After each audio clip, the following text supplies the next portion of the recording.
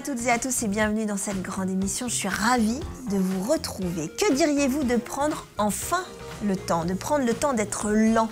Eh bien, c'est ce que nous vous proposons aujourd'hui dans la grande émission. Enfin, c'est plutôt c'est plutôt l'association du chemin de fer de la Vendée qui vous le propose. Celle-ci vient d'inaugurer sa seconde voiture-restaurant baptisée l'Orient Express.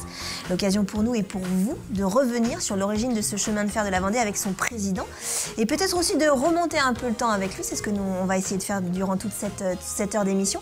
Mais avant de l'accueillir, je salue Jean-Luc Vadacarne qui n'est pas venu seul. Non, bonjour Jean-Luc. Bonjour Adèle. J'ai amené deux singularités. D'abord Souleymane.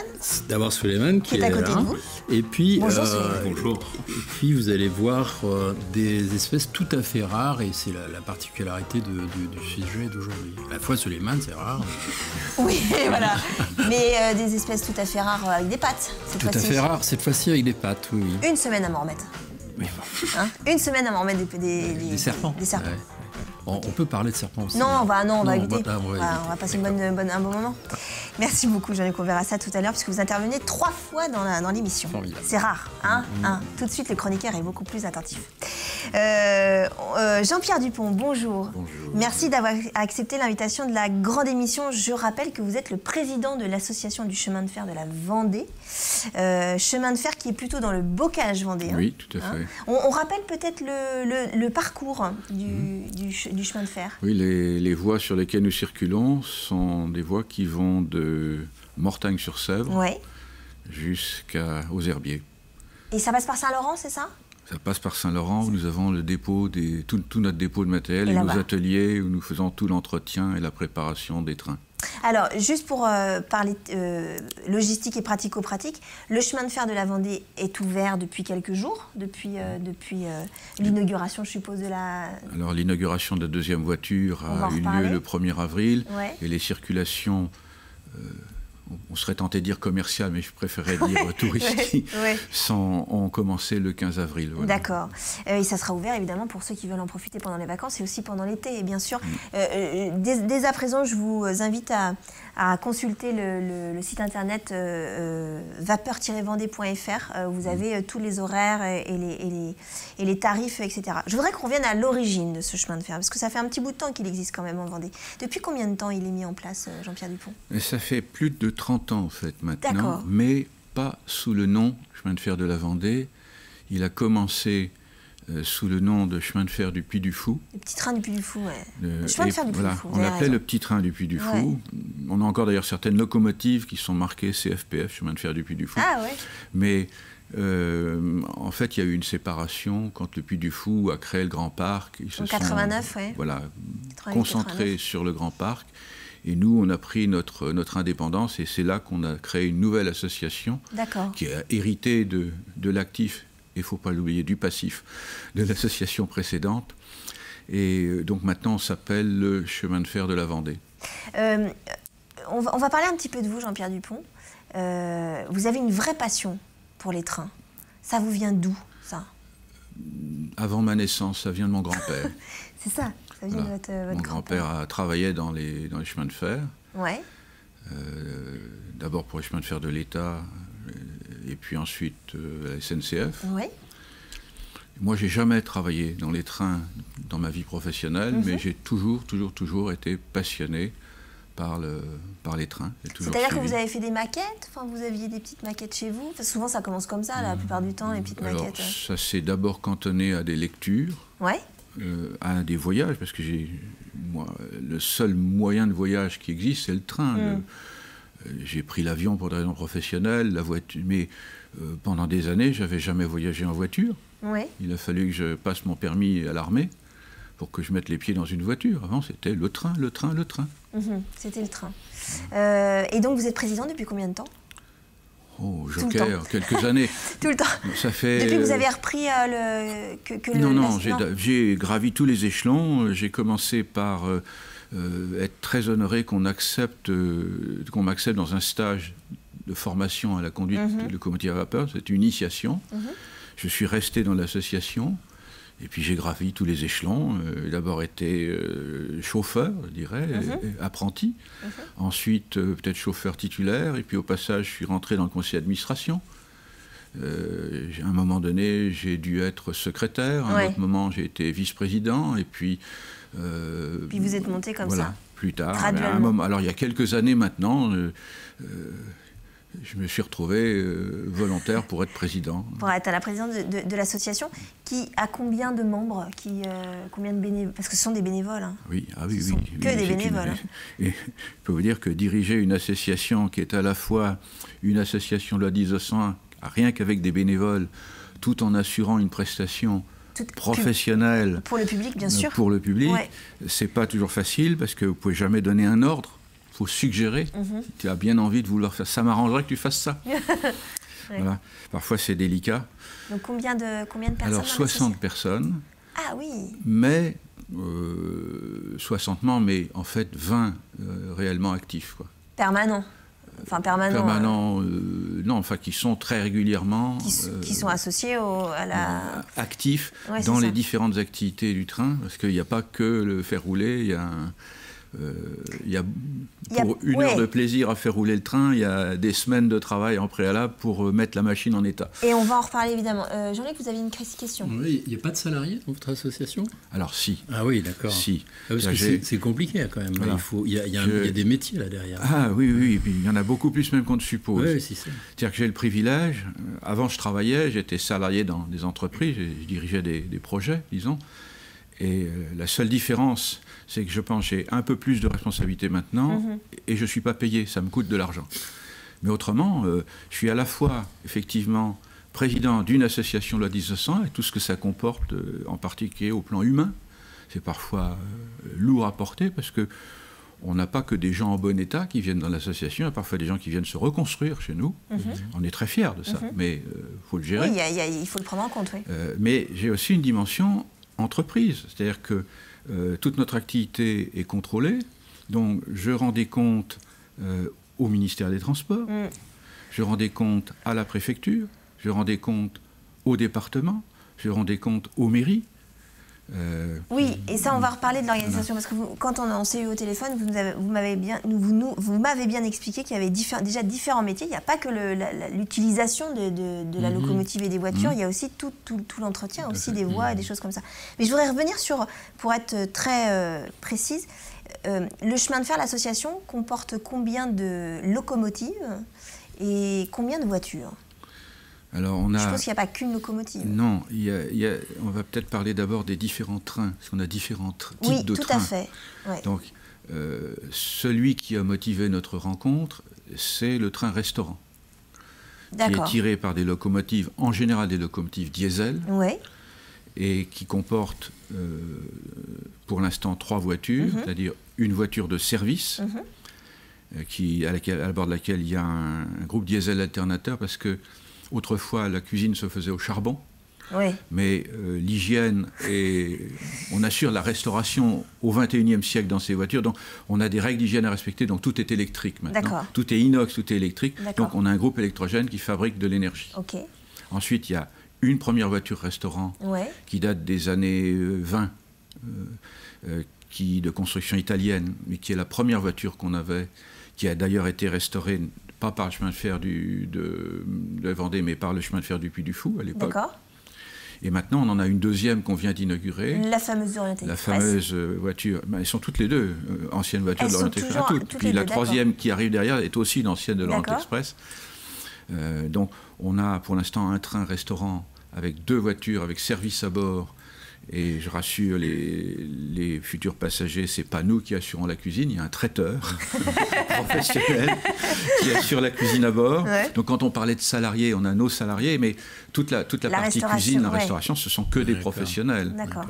D'ailleurs, c'est pratiquement obligatoire parce que sinon, si c'était des bénévoles, d'abord ce serait pas bon, et ensuite on assurerait une concurrence déloyale par rapport aux autres restaurants de la région. Oui, bien sûr. Donc la partie restauration, c'est une restauration assurée par des professionnels qui payent la TVA, qui payent des salaires, qui ont des cuisiniers et qui suivent des règles d'hygiène que je ne connais pas. Donc il y a ça, il y a ces voitures-là, et il y a une autre...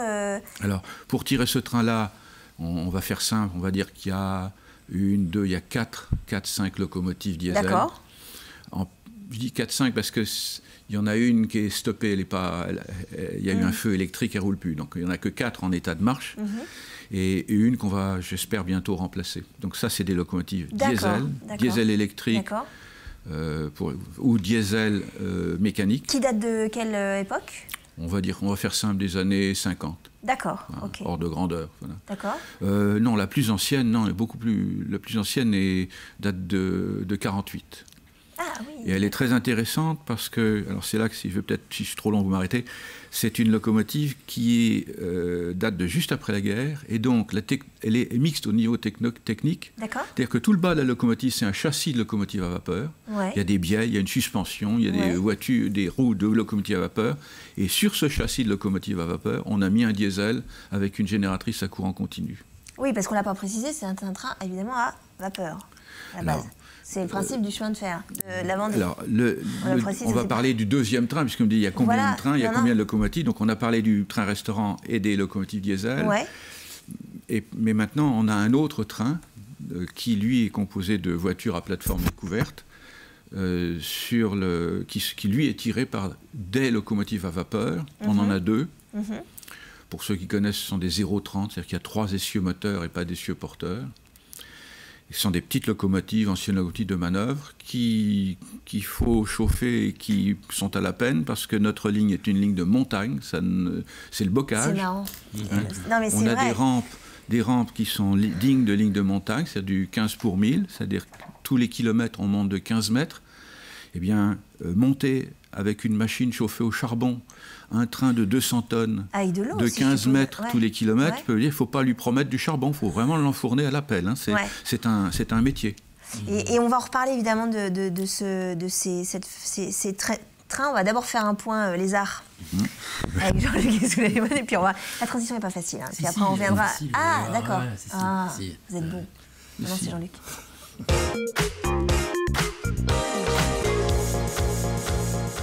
Pourquoi vous dites qu'il y a un lien avec le train ? Écoutez, s'il y a un endroit où on peut trouver toutes sortes de lézards, en Vendée on en a 3, mais on peut voir toutes sortes de lézards et de serpents, notamment la coronelle dont il a été question la semaine dernière, très récemment. Ce sont le long des voies ferrées. C'est exactement ce que je voulais dire. On doit avoir 2 lézards par traverse. Oui. On a des milliers de lézards. Non, mais on aurait voulu faire une émission. On aurait calculé le truc, on n'aurait pas fait. C'est fou, hein. Il y a des serpents aussi, il faut s'en méfier. Il y a des appareils, quand on va les entretenir, on tape sur le boîtier parce qu'il y a des vipères dedans. Ah oui, alors ça c'est autre chose. Jean-Luc. Oui, alors donc deux singularités. Vous avez sur le plateau Souleymane. Qui n'est pas un lézard, comme vous avez pu le remarquer. Qui est un ancien élève. Qui est un ancien élève, qui est aujourd'hui responsable d'un rayon animalerie. Aux Herbiers. Aux Herbiers, dans un magasin qu'on peut citer. Ma campagne. On les embrasse. Ma campagne, c'est vrai que c'est une des particularités d'ailleurs du département, c'est d'avoir plein d'enseignes d'animalerie. Oui, c'est vrai. Et plein de jardinats et animalerie. On a des enseignes très spécifiques. Le groupe Le Bot, par exemple, c'est vraiment une histoire de famille, avec la jardinerie, l'enseigne de la jardinerie. Il y a le groupe Ma Campagne de la famille Rousseau. Il y a les jardins de Belleville. Voilà. Et après, on a des enseignes qui sont des enseignes nationales comme Jardiland. Gamme Vert, c'est régional, le groupe Cavaille Distribution. Et puis Maxiso, qui est une enseigne nationale. D'accord. Voilà. Et donc, tout ça pour vous dire qu'on a toute une clientèle, qu'il faut acquérir les gens, qu'il faut avoir des gens très, très compétents, et surtout dans le domaine des reptiles, qui est un domaine qui est de plus en plus en vogue. Ouais. Et ça, Souleymane, juste pour dire, ce sont vos lézards ? C'est mes lézards. Perso. Tout à fait, personnel. Que vous avez chez vous ? Que j'ai chez moi. Dans votre maison ? Dans ma maison, dans ma chambre. Super. Ça, d'accord, ok. Et alors, la particularité, c'est que ces lézards sont rares et que Souleymane, son truc à lui, c'est les choses rares, tout simplement. D'accord. Et là, vous avez donc à l'écran... Je vous coupe, Jean-Luc, c'est des lézards qu'on ne trouve pas en Vendée. Pas du tout. Non. Ah, ok, d'accord. Non. Ici, vous avez donc Abronia graminea, qui est une... Celui-là, voilà, c'est ceux-là, donc les deux. Il y a un mâle et une femelle. Il est turquoise. Oui, le mâle est vraiment vert. Vert d'eau, quoi. Vert d'eau, oui. Il y a des couleurs nuancées sur certains sujets, mais on est toujours dans ce registre-là. D'accord. Et donc, ce sont des arts endémiques de toutes petites régions d'altitude du Mexique, Puebla, Oaxaca et... c'est 1300 mètres d'altitude. Voilà, 1300 jusqu'à 2700 mètres d'altitude. Donc c'est une des particularités, c'est un lézard qui est rare. Sur le marché, je regardais les prix aux États-Unis, il faut compter 1500 à 2000 $. Voilà, donc c'est une rareté. C'est une rareté aussi parce que c'est vraiment compliqué à maintenir. D'accord. Juste avant de terminer cette partie, parce que vous avez 3 parties, Souleymane, vous les avez achetés? Vous êtes allé les chercher là-bas? Comment ça s'est passé? Je suis allé les chercher dans un autre département et je les ai achetés. Je ne serais pas allé jusqu'au Mexique pour aller en chercher. Mais pourquoi les lézards? Ça a toujours été ça. Les lézards et les reptiles? D'abord les animaux, et puis plus ça a été les lézards, serpents, reptiles. D'accord. Et voilà. Et puis ça prend pas trop de place non plus, quoi. Ça prend pas trop de place. Moins d'entretien. Ils font 30 cm de et puis vous avez un flexarium là sur le plateau. Encore une fois, c'est pas dans les petites boîtes comme ça qu'on les maintient. Oui, d'accord. Même ça c'est trop petit. Ça c'est trop petit encore plus grand. Ouais. Faut compter 60 par 60 par 80 60 par 80 par 80. D'accord. Voilà. On en reparle tout à l'heure. Oui. Parce qu'il s'excite un peu. Oui, vous allez les sortir? Oui. D'accord. C'est la fin de cette première partie. On se retrouve juste après une courte pause pour reparler du chemin de fer de la Vendée.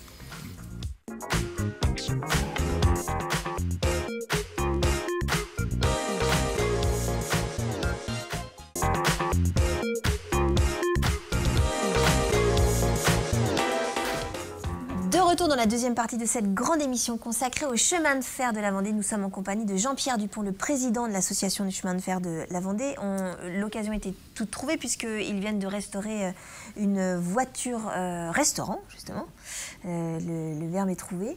Nous sommes en compagnie aussi de Jean-Luc pour la chronique sur les animaux. Avec Souleymane, on parle de lézards du Mexique, c'est ça? J'ai bien tout compris. On va y revenir d'ici quelques instants. On finit Jean-Pierre Dupont, on finit la liste des locomotives qu'on a commencé tout à l'heure. Donc on a parlé du train-restaurant, j'ai commencé à parler du train à vapeur avec ses voitures à plateforme découverte, d'origine autrichienne. D'accord.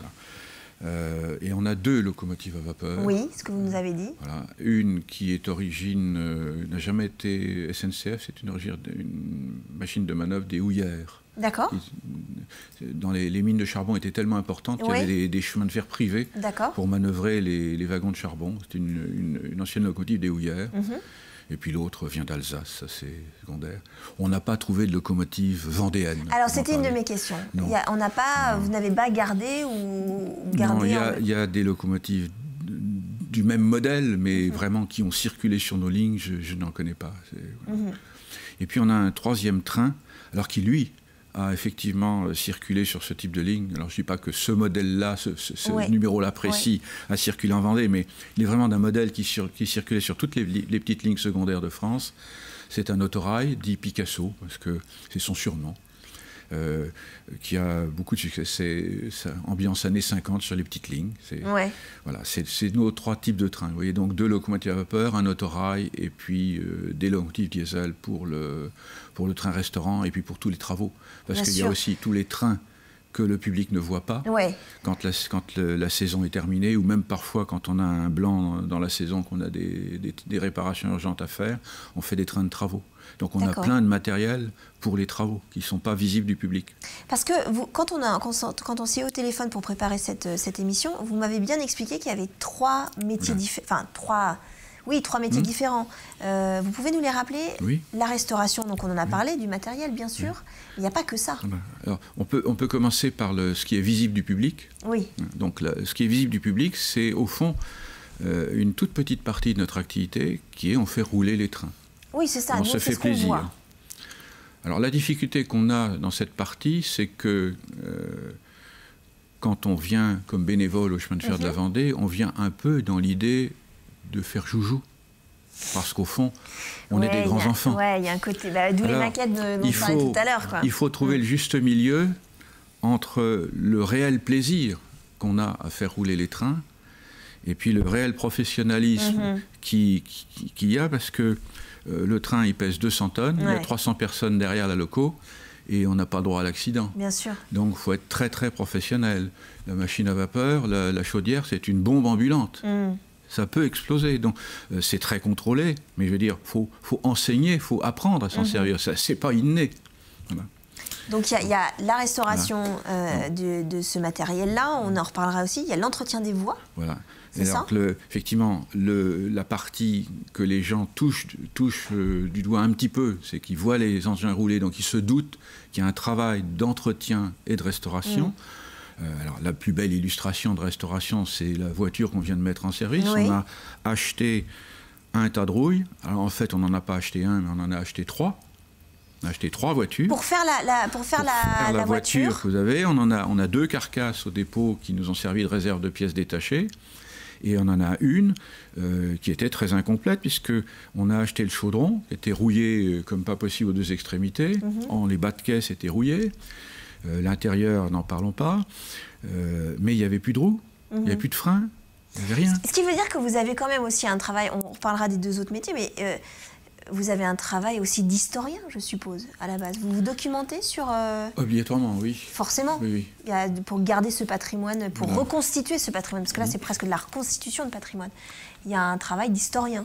De recherche historien et technique aussi, très, très technique, oui. Oui, c'est ça, sur la technicité. Ou je suppose qu'il y a aussi de la marqueterie. Enfin, voilà, oui, alors... là, il faut être... si on parle précisément de cette voiture, il y a énormément de corps de métier dedans. Il y a une grande partie qu'on a fait nous-mêmes. Oui. Toute la partie ferroviaire, je dirais ajouter des freins, mettre des roues. Les bogies, il n'y en avait pas. Amener l'électricité pour refaire les cuisines. Tout. Ça, c'est purement... on l'a fait nous-mêmes. Mais par contre, la marqueterie, par exemple, c'est pas notre métier. Voilà. Donc, on a trouvé des sous. Premier métier, chercher les sous. Et ensuite, on a confié ça à des professionnels. Alors, les ateliers de la Chapelle qui ont fait toute la marqueterie sont des gens qui ont restauré l'aile Sully du Louvre. Ça donne un niveau de compétence. C'est absolument extraordinaire. Oui, c'est ça. Voilà. Jean-Luc, vous avez une question? Oui, et la SNCF dans tout ça, en fait, vous avez été aidé par la SNCF? Comment la SNCF voit ça? Vous avez une aide La SNCF... Elle nous aide, oui, en ce sens que certaines des locomotives que nous utilisons nous sont, entre guillemets, louées par la SNCF. En fait, elles sont confiées pour une somme dérisoire. La SNCF en restant propriétaire pour éviter que les locomotives qu'elle nous confie se retrouvent chez des concurrents pour leur faire concurrence. Voilà, elle nous confie des locomotives pour quelques euros symboliques. Ça nous coûte, je crois que les locomotive diesel dont je vais parler, ça doit nous coûter auprès de la SNCF 3 000 € par an. Donc c'est complètement symbolique, c'est les frais de dossier. Mais ils en restent propriétaires et ils s'assurent qu'on les entretient bien. D'accord. Simplement pour que ça ne reste que dans le tourisme et pas que ça puisse pas être dans l'utilisation. Parce qu'on les remet en état et pourrait resservir. La preuve, c'est qu'on fait des trains de travaux. Quand on fait des travaux, on livre des milliers de tonnes de ballast, on livre des kilomètres de rails, on livre des milliers de traverses. Avec nos trains, c'est comme des trains de marchandises. On va reparler des 2 autres métiers, Jean-Pierre Dupont, mais on va faire un petit point les arts avec vous. Avec vous 2. Alors, est-ce qu'on a situé un peu Abronia Graminéa, donc c'est son nom, c'est leur nom. Mais non, mais ça manquait, moi, le latin. Oui, bien sûr, je ne doute pas. Et donc, on a dit endémique de région. Il y en a un qui mord, il paraît. Oui, il y en a un qui mord, mais vous savez, tout le monde mord. Donc, est-ce que j'arrive plus à ouvrir le petit verre, là. Le petit verre. Il a l'air un peu énervé. Oui. Donc, endémique de régions qui sont des régions. Alors, c'est compliqué à maintenir et ça va être compliqué. Il est magnifique. Parce que ce sont des régions d'altitude, comme a dit Suleiman, où il fait chaud. Il fait chaud, il fait humide et il y a du brouillard. Et ça, il va falloir impérativement le restituer dans le terrarium. Donc, c'est pas donné à tout le monde. Et la terrariophilie, parce que je lui disais, c'est quelque chose qui se développe. La terrariophilie, c'est plus compliqué qu'on ne croit. Il faut impérativement, si vous vous intéressez aux lézards, aux serpents, aux tortues, parce qu'il y a une demande en tortues terrestres extraordinaire. C'est très très demandé. Il faut impérativement vous entourer de tous les conseils nécessaires. Il ne faut pas du tout imaginer que parce qu'on n'a pas à sortir le soir pour faire ses besoins sur le trottoir, un lézard, c'est plus facile à entretenir qu'un chien. Non, c'est plus compliqué. C'est plus compliqué. Voilà. Alors là, on est un peu dans l'extrême avec Abronia graminea, mais il y en a d'autres, par exemple, oui, le petit... Alors lui, moi, il m'intrigue. Il est très joli. On ne sait pas si c'est un lézard. Tu veux le sortir? Oui. On dirait une espèce de morceau de bois flotté. Il y a un côté... Oh là, il est ça saute. Alors les couleurs sont magnifiques, donc on peut avoir un coup de cœur pour ce genre d'animal. Ouais. Puis c'est petit. Voilà, alors celui-là vient de Nouvelle-Calédonie. On est un petit peu dans le même type. On dirait un crocodile. Excusez-moi, mais il y a plus un crocodile. Alors celui-là, par contre, celui-là s'appelle justement lézard alligator. C'est son nom vernaculaire. Ouais. Hein. Il a quelque chose de l'alligator. Donc, reconstituer un écosystème dans un phalanxarium comme celui-là, je ne sais pas si vous avez aperçu, il y a peut-être... Vous avez des orchidées dedans.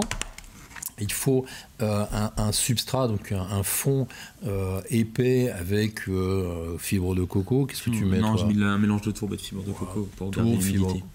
De coco pour garder effectivement l'humidité et que cette humidité soit restituée pendant les périodes où il fait un peu chaud. Il faut jouer là-dessus. Il faut être équipé avec de quoi mesurer l'hygrométrie, mesurer la température. Et il faut aussi imaginer que dans le milieu naturel, il y a une période où il fait beaucoup plus froid. Il faut donc envisager que ces animaux-là n'hibernent pas, évidemment, mais qu'il y ait une saison un peu plus fraîche. Alors, ce sont des insectivores. Les nourrir, c'est pas le plus difficile. Encore que Suleiman disait que peut-être que certains sujets, a priori, pourraient consommer des fruits. Lesquels, par exemple? Ceux-là, oui.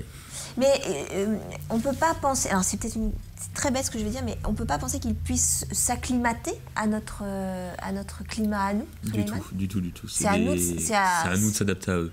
D'accord. Non, directement. Il n'y a pas de risque de voir cette espèce classée comme invasive.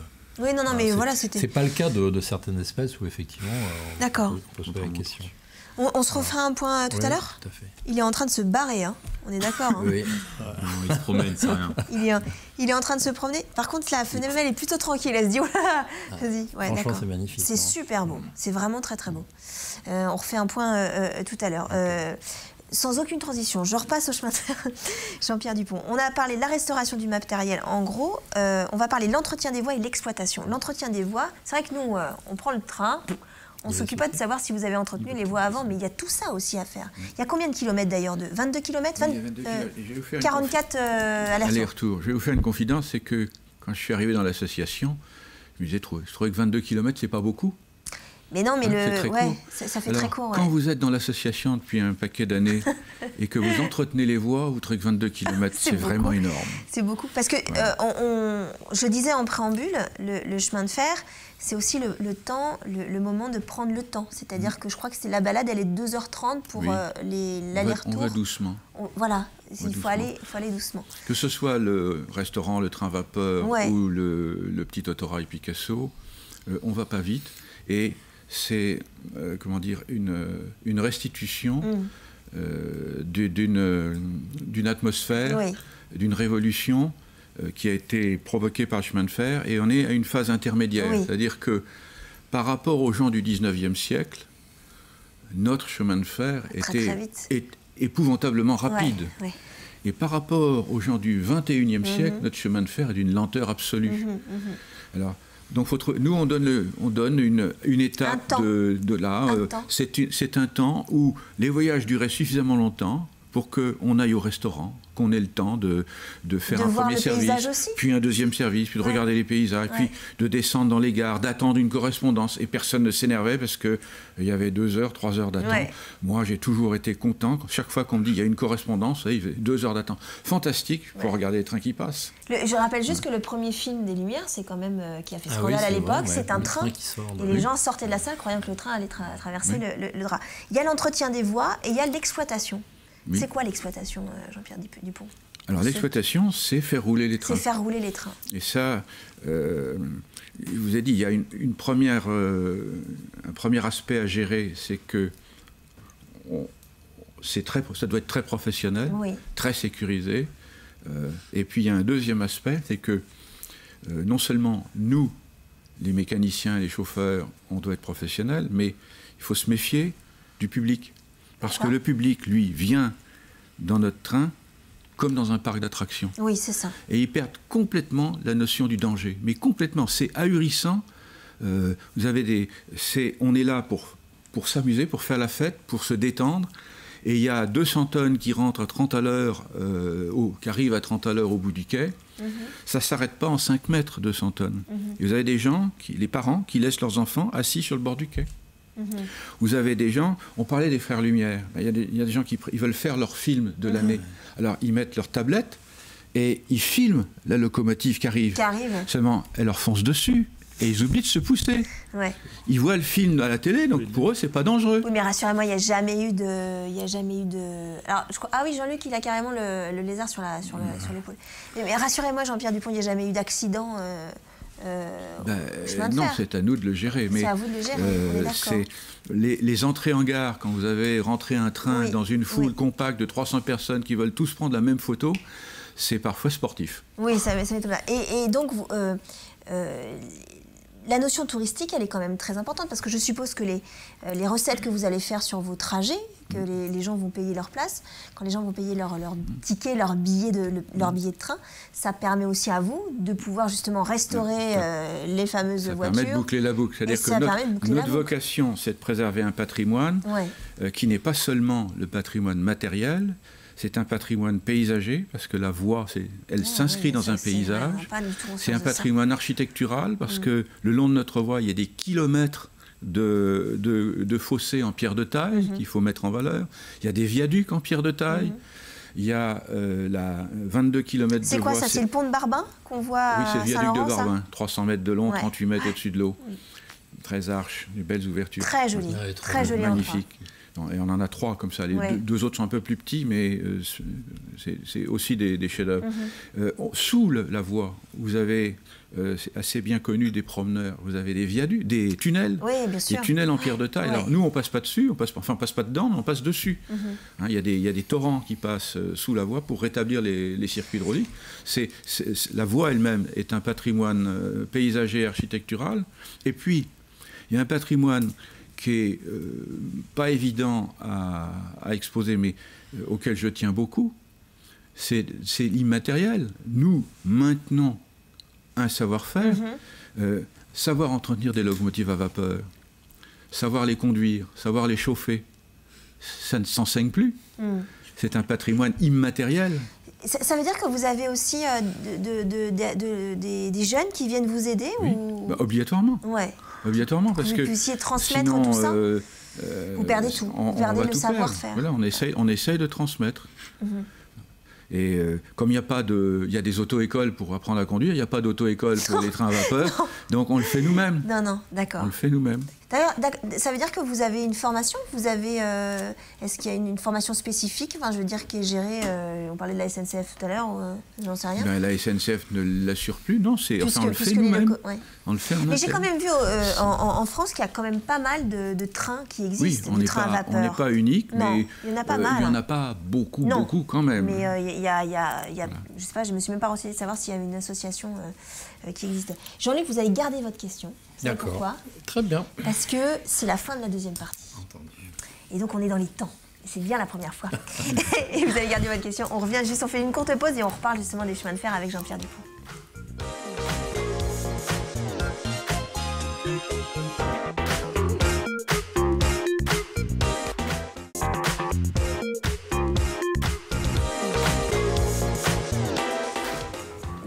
Retour dans la troisième et dernière partie de cette grande émission consacrée au chemin de fer de la Vendée. Nous sommes en compagnie de Jean-Pierre Dupont, le président de l'association. D'ici quelques instants, la chronique de Jean-Luc Vadacarne et de Souleymane, parce qu'il n'est pas venu tout seul. Je vais juste demander à la régie de me couper mon oreillette, s'il vous plaît, puisque sinon je ne vais pas pouvoir faire cette émission, parce qu'on parle en même temps. Jean-Pierre Question de Jean-Luc Vadacarne sur les voies. Oui, vous disiez justement que en fait, les voiles font partie de notre paysage, il y a tout un héritage. C'est vrai que symboliquement, il y a plein de choses qui se rattachent à ça, mais aujourd'hui, les voies appartiennent à qui? Elles appartiennent au département de la Vendée qui les a rachetées quand on a créé le chemin de fer de la Vendée. Donc, les circulations SNCF étaient terminées, le département a racheté les voies. D'accord. Et donc, l'entretien se fait de façon mixte, c'est-à-dire que l'entretien lourd, quand il faut refaire 1 kilomètre ou 2 de voies, c'est le département qui finance, qui fait un appel d'offres. Et nous fournissons les trains de travaux, parce que ce n'est pas accessible par la route. Donc on doit tout livrer par train de travaux. Donc on livre des milliers de tonnes de ballast, des traverses, des rails, comme j'ai parlé tout à l'heure. Et une entreprise spécialisée, choisie par appel d'offres, comme le département sait le faire, réalise le travail proprement dit. Aujourd'hui, il y a 22 km 44 allers-retours. Si on fait Est-ce que on peut penser que dans les années qui viennent, il y aurait plus, le trajet serait un peu plus long et qu'il y aurait un peu plus de voies, ou pas du tout? On a essayé, dis bien essayé, on a rêvé, on a fantasmé d'aller jusqu'à Cholet. Bah oui, ça aurait été pas... Non, c'est totalement exclu, parce que trop compliqué. En plus, je dirais, il y a déjà une question de coût, mais il y a surtout maintenant une question de technologie. On est incapable, avec nos vieux matériels, de rouler sur des voies modernes. Ça, c'est pas possible. De faire le lien entre la voie moderne et la voie classique, entre guillemets. RFF a coupé la liaison. Autrefois, on était relié au réseau ferré national, et la liaison est maintenant coupée. D'accord. Et je pense que lors des travaux de réfection de la ligne Clisson-Cholet, puisqu'elle va être refaite très prochainement, et on a l'intention de récupérer les vieux rails pour nous, en tout cas une partie, la liaison ne sera pas rétablie. D'accord. Voilà. Qu'est-ce que viennent chercher les gens qui montent dans le train? Je suppose qu'il y a des nostalgiques. Il doit y avoir des nostalgiques.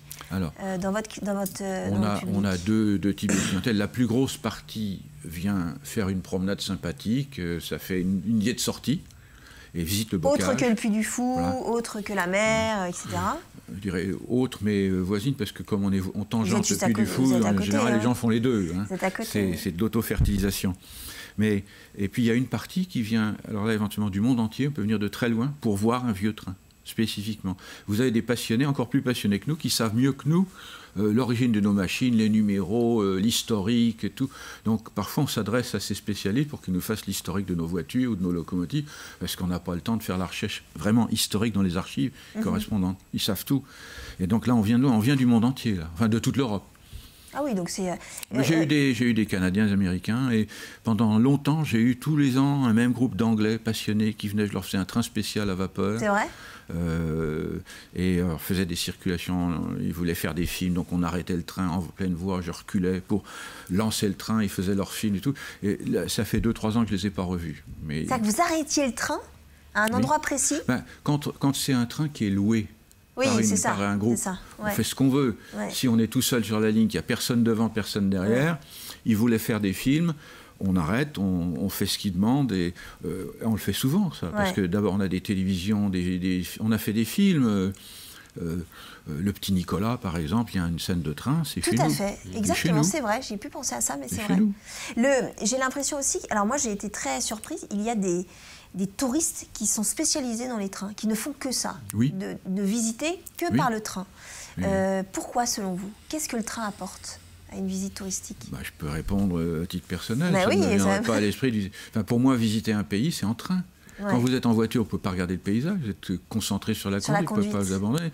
Et puis, non, moi, je conçois tout à fait, pour moi, prendre le train, aller doucement en train, avoir des correspondants, changer de train, aller voir les manœuvres, c'est un plaisir. Ce qui est marrant, c'est que c'est l'éloge de la lenteur, alors qu'on est dans une société qui est de plus en plus rapide et speed, etc. Et là, on prend vraiment le temps de découvrir et de manger dans un train, voilà. Et puis, vous n'avez pas l'impression que de temps en temps, on la remet un peu en question, cette société? Bien sûr, si, vous prêchez une convaincue, mais je veux dire, c'est aussi ça. Est-ce que des gens viennent vous voir? Est-ce que des gens vont dans le train, prennent leur billet de train pour se poser? Faut peut-être pas exagérer, comment on va d'un endroit où on n'a rien à faire à un autre endroit où on s'arrête en retard. Oui, enfin, ils viennent se dépayser. Voilà. Il y a ceux qui... Et puis, il y a aussi, on retrouve il y a quelque chose d'extraordinaire dans le train, c'est que c'est une industrie qui travaille en public. Et ça, c'est fascinant. Mais c'est pas du spectacle. C'est pas vraiment du spectacle. Non, on n'est pas une entreprise de spectacle. Mais il y a une dimension travail en public qui intéresse, parce que quand j'étais petit, les garçons, ils voulaient être pompiers ou mécaniciens de locomotive à vapeur. Parce que c'était 2 métiers spectaculaires, exercés en public et qui fascinaient les gens. Ouais. Alors j'ai un problème aujourd'hui, c'est que comme il n'y a plus de locomotive à vapeur, les garçons, ils veulent toujours être pompiers, mais ils ne veulent plus être mécaniciens de locomotive à vapeur. Donc on a un problème de recrutement parce qu'il n'y a pas la motivation naturelle de départ. On va en reparler, on finira l'émission évidemment là-dessus, Jean-Pierre Dupont. On va refaire un point lézard avec Jean-Luc et Souleymane. Donc, on en était où? Alors, on en était à donner des indications sur Abronia graminea. Comment les avoir et les garder chez soi. Oui, et Souleymane voulait dire? Au niveau de la température. Alors oui. Si on dépasse les 26, 27, c'est mort. C'est-à-dire que les lézards meurent. Ça peut les tuer. Donc il faut être en dessous 26, 27. Comme ils habitent, comme ils vivent dans des lieux qui sont à très haute altitude, plus de 1300 mètres de haut, la température reste fraîche. Et du coup, ils ont un besoin réel d'être au frais. D'accord. Souleymane, j'ai une question. Pourquoi ces lézards-là? Et pourquoi pas les lézards de Vendée? Non, mais je peux vous répondre. Déjà, oui, dites-moi, Jean-Luc. Déjà, la loi nous interdit de commercialiser, de détenir et même de détruire les lieux où se trouvent ce type d'animaux. Vous parlez des lézards? Je parle des lézards, oui, mais des lézards, mais des serpents. Qui sont des espèces protégées, on est d'accord. Oui, tous les reptiles le sont de cette manière-là. Donc, il faut rappeler qu'en Vendée, on a 3 espèces de lézards magnifiques. Le lézard des murailles, très commun, le lézard dit vivipare, et puis le fameux lézard vert, qui a quelque chose qui ressemble un peu à ça. Sauf qu'il est beaucoup plus massif. Plus large. Mais alors, pourquoi celui-là? Je connais quelqu'un qui a eu un mâle. Et m'en a parlé, m'a fait montrer les photos et ça m'a vraiment, vraiment intéressé. Ouais. Et sauf que j'en trouvais pas. Et un jour, j'ai vu une annonce sur Facebook du coup de quelqu'un qui en vendait. Et puis j'ai sauté sur l'occasion directement. Et là, en fait, vous avez le profil type du collectionneur. C'est exactement ça, voilà, ce que j'allais dire. Vous êtes mal barré, Souleymane. Toutes ses économies, toute son énergie à trouver des sujets un peu hors du commun. Une bonne économie. Voilà. L'argent de poche devrait être un peu plus gros. Et donc, oui, c'est une passion qui se développe de plus en plus. Mais encore une fois, on insiste, Souleymane et moi. Souleymane, lui, il est au contact avec la clientèle qui s'intéresse à ça. Oui. Mais il faut insister sur le fait qu'avant même d'acheter l'animal, il faut déjà avoir tout le matériel spécifique à cette espèce-là. Et quelquefois, ça peut être coûteux sur ce type d'espèce ou des caméléons, par exemple, où il faut des installations assez grandes. Vous voyez, pour ce couple-là, il faut compter un terrarium de ce type-là qui fasse 60 par 80 par 80. Oui, donc c'est pas des petites surfaces. C'est pas des petites installations. C'est le plus petit, ça. Ça, c'est le plus petit. Je ne les mets pas dedans car c'est trop petit. Donc en fait, l'idée, c'est de dire, c'est très bien d'avoir des espèces un peu particulières, mais déjà, il faut c'est pas le cadeau de Noël, il faut l'entretenir, c'est un peu ça. Et deuxièmement, il y a aussi toute une infrastructure à mettre en place à la maison, quoi. C'est compliqué parce que chauffer, c'est facile. Refroidir la température, c'est un peu plus difficile. Ouais, c'est ça. Vous n'avez que ces 3 lézards chez vous? Vous en avez d'autres? Non, il y en a plus. C'est quand vous êtes collectionneur, c'est-à-dire que vous en avez combien, celui-là? Non, mais je sais pas vraiment, mais il y en a 3. Ouais, on va partir sur une dizaine. On le dira pas. Sur une dizaine, mais je suis restreint parce que je suis dans ma chambre, mais je ne suis pas seul, il y a mon frère. Il y a mon frère avec moi dans ma chambre. C'est vraiment une petite chambre. Donc, une dizaine de lézards? À peu près. Et que les lézards, je suppose qu'il y a autre chose. Il y a autre chose. D'accord. Ok. Ouais, il y a autre chose, oui. Ah, je trouve ça dingue. D'accord. On conclut, Jean-Luc? Alors, on conclut en disant que c'est formidable qu'il y ait plein de jeunes qui s'intéressent à ça. Mais encore une fois, il faut penser que ce sont des animaux qui demandent à avoir une vraie connaissance. Il faut se renseigner avant, il faut acheter le terrarium, il faut le mettre dans les conditions optimum pour l'animal. C'est-à-dire veiller à ce que les paramètres physiques et chimiques soient réunis, la bonne température, la bonne hygrométrie. Quand ça c'est fait, on fait l'acquisition de l'animal.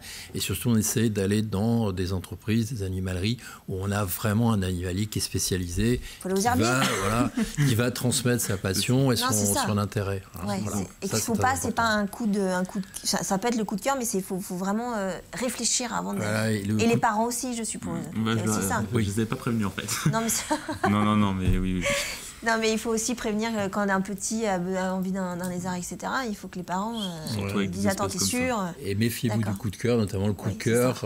Tunisie, Maroc et autres pays du Maghreb, dont on ramène notamment des tortues, la tortue terrestre, et qui la plupart du temps finissent par mourir en France. Hein. Merci Jean-Luc de ce... Comment dire? C'est pas un coup de gueule, c'est une remise... Oui. Ouais, on va dire ça. Voilà. Un conseil. Oui, voilà, le mot conseil, je cherchais. Merci beaucoup. Merci Souleymane aussi. Jean-Pierre Dubon, on va terminer tranquillement cette émission, tranquillement, c'est le cas de le dire, avec le train. La particularité de ce train, c'est qu'on peut découvrir et contempler le bocage vraiment différemment que si on était à pied ou si on était en voiture, etc. On accède à des endroits qu'on ne peut accéder qu'avec le train. Voilà. C'est un peu ce qui fait la spécificité aussi. On traverse des vallées qui ne sont accessibles que par le train. Et il y a même des gens qui me demandent, on voudrait faire une photo du viaduc. Ben oui, mais il n'y a pas de route. Il n'y a pas de route, exactement. Il faut aller se garer à quelques kilomètres et faire de la marche à pied. Voilà. Et justement, alors je rebondis un peu sur la chronique aussi de Jean-Luc, qui est aussi très à fond sur l'environnement, etc. Est-ce que vous constatez que le paysage change, ou vous alertez certaines associations, je pense de la nature ou des choses comme ça, en disant « Oh là là, on est passé là, il y a quelque chose qui ne va pas, ou va falloir faire attention à ça ». Le propriétaire de la ligne, puisque ce n'est pas nous le propriétaire, le conseil mais vous utilisez veille à ce que l'aspect bocager soit préservé. Ouais. Non, pour nous, le paysage ne change pas énormément, parce qu'on le maintient en état. Le seul endroit où la ligne a été effacée du paysage, et c'est fort dommage, c'est au moment où la ligne traverse une route majeure d'accès au Puy du Fou, parce que la route a été élargie, elle a été redressée et tout. Alors, les aménageurs ont fait ce qu'ils savent faire, et ça a deux conséquences. C'est-à-dire qu'à cet endroit-là, il n'y a plus de bocage, parce que tout a été rasé. La route a été redressée, elle est devenue plus roulante, et pour nous, c'est devenu dangereux. Ah, oui, parce que notre passage à niveau qui traverse la route, il arrive comme un cheveu sur la soupe, au milieu d'une route rapide. Et les gens sont tous surpris d'avoir un passage à niveau qui se ferme devant eux. Une locomotive à vapeur qui passe. Voilà. Ça, il y a un décalage. Il y a un décalage, c'est ce qui est intéressant aussi. Et justement, est-ce que ce train-là, c'est aussi une machine à remonter le temps? Ah, tout à fait. C'est d'autant plus une machine à remonter le temps quand je fais mes formations pour apprendre à conduire et chauffer une locomotive à vapeur. Et il y a 4 parties dans cette formation.